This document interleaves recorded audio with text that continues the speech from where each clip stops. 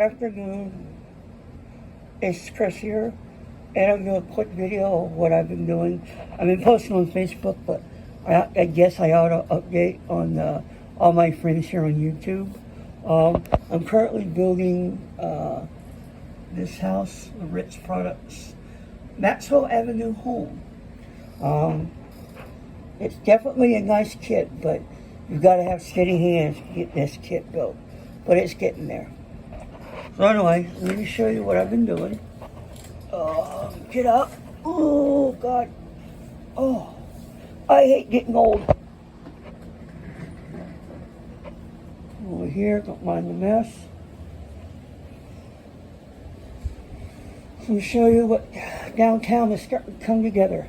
Everything's just put, there's nothing down. Everything's, I'm just started blocking everything down. I got a more street running kit coming UPS today. I got 3 other kits that I haven't opened yet.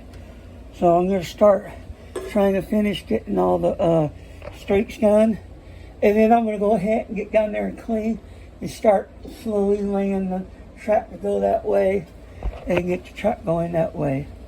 My plan is to January to have all the wood, all the layout built in a closet, because I got where I store things in here in this forsaken mess. I got to reorganize my storage so that nothing is higher than the layout, and still trying to figure out how I'm going to do it in here. If I'm going to have a small staging yard in here, I might actually make the staging yard over here, because I was thinking about in here it going back behind houses and not actually putting neighborhoods in here. So that's a thought. So anyway, but yeah, I just wanted to show you how this is coming out. And I just can't wait to get all the details in. All the lights get listen to me. All the lights put in, the people, all the trash cans, all the small excuse me, all the small details. Got a fire station kit from Walters. It was a bit of a pain to put together, but I got it together. That's how that's going to go. I modified one of my panels from the street running kit to be the driveway for the firehouse.